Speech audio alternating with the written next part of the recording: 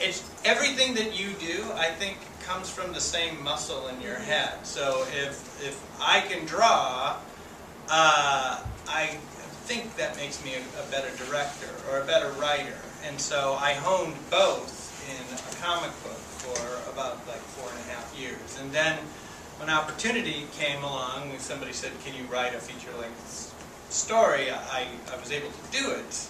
And it's kind of like that Karate Kid, you know, paint the fence. You don't know you're actually getting good at kicking somebody's ass when you're.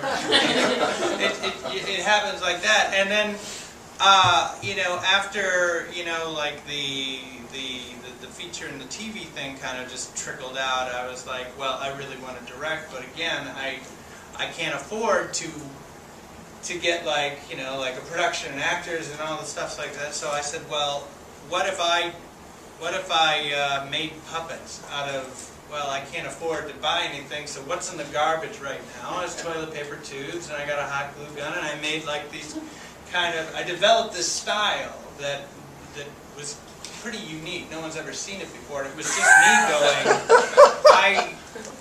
I just want to do it. So I kind of was telling stories, and I was like doing all the voices and writing it, and I did like 8 shorts, and and then Death Cab for Cutie, the band, saw one of them, and then I did a music video based on that style, and everybody was like, "Wow, where did this come from?" And I was like, "The garbage can." That's all I had.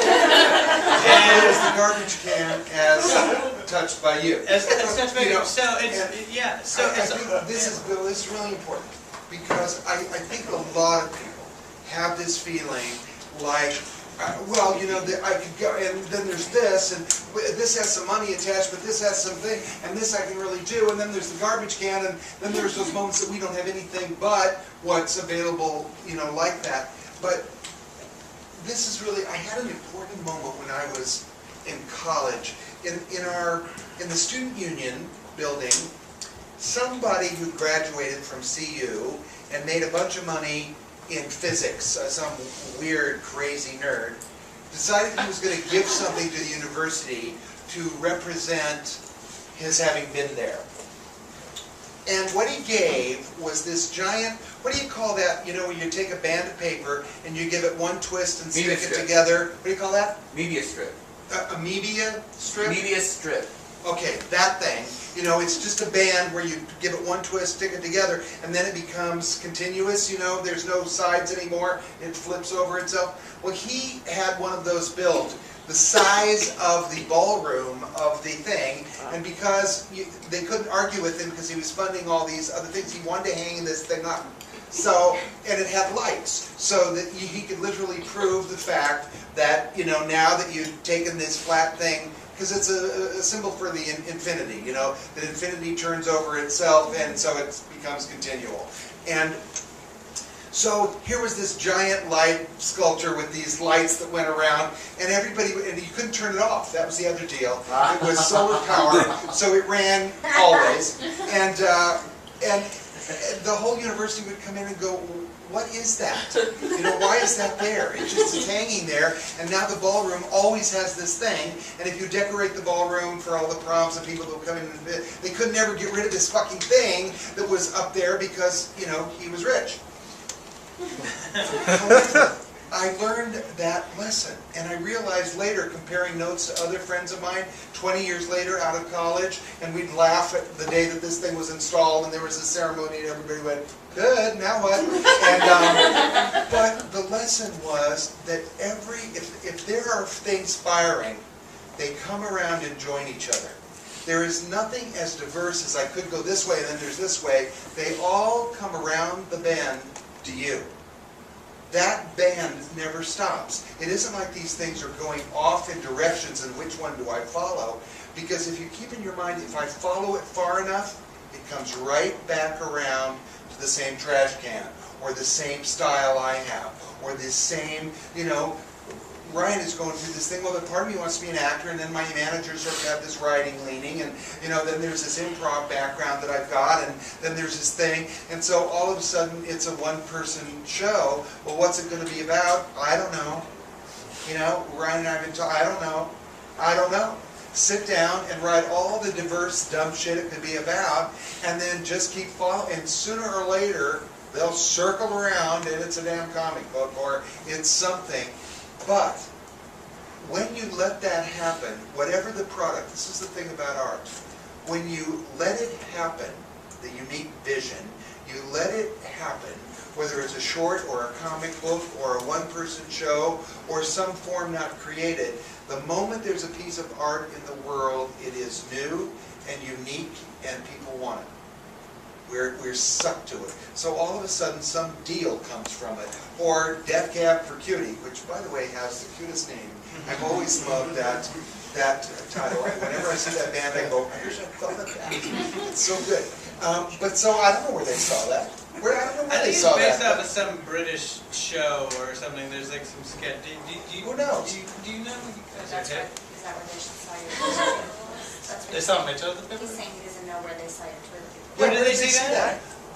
Well, while I was working on the pilot for the Sarah Silverman program, like one of the producers who, before she was a TV producer, was a music producer and kind of connected us too. And like, I wasn't even planning on it, I wasn't even looking for it, it just kind of fell in my lap. But one of the things I do notice is like when you go, well, which one should I do? If I don't do this, then maybe I'm gonna like let this thing go. If I give up acting for a while and just do writing, maybe I should be doing.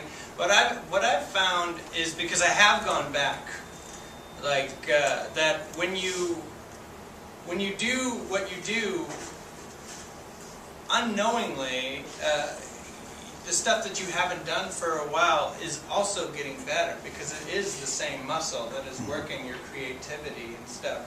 So if you do write for a while, you know, or act for a while, part of your brain is still, you know, working out, and you're gonna find the next time you come back to either writing or acting or, you know, drawing a comic book, you're like, wow, I haven't done this in a while, but I'm, you know, I'm better at it than I used to be like 10 years ago. Because I stopped doing comics for like 10 years, and then, you know, I said, oh, okay, well, I'm going to do like another book.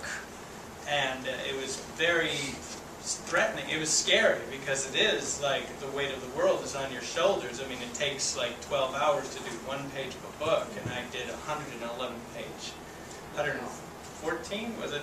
14-page comic book, and I was terrified that I didn't have it in me. I didn't draw for like 10 years practically, and it was like I never stopped. And I think that's proof. In fact, I was better at it than I was, and I hadn't done it in 10 years. It's my favorite, you know, there are all these Andy Warhol quotes, like lol, our 15 minutes of fame. There are all these Andy Warhol quotes that have become, you know, legendary in the world of art in the 20th century and all that. My favorite thing that Andy Warhol ever said is, somebody said, can you define art? And Andy Warhol said, it's a progressive disease. You're only going to get more of it. You're inflicted with this art thing. It's only going to get more. You're going to look, and you know, Rob talks about it being working out. It's just a progressive disease. It's going to grow in you. It can't help it. You know, the seed is planted, you're an artist because you're needed, and when you're doing something entirely different, you come back and then the 2x4 in the back of the head goes, that idea that I had 26 years ago suddenly is now, Melody, you've been very eager. Thank you. I am just very excited right now. I'm bursting. I knew there was a follow-up tonight, but I didn't know what it was about because I hadn't been able to see the email, and I'm just bursting to share because I've been wanting to email you for a while, and so it's exciting that this is what this is regarding. And what I have to say, I think, is also maybe a tiny answer to your question, maybe. I found very funny that you guys were talking about what is most embarrassing is what ends up becoming what is a part of what you'll end up doing. And I never danced growing up at all. I think I took one dance class, and my best friend and I got kicked out because we laughed the whole time. And I went to a performing arts school, and my strengths were acting and singing, and I had to take dancing because I was a musical theater major, and we had very intensive dance training, and kicked my ass, and I was not very good. I'd never considered myself a dancer.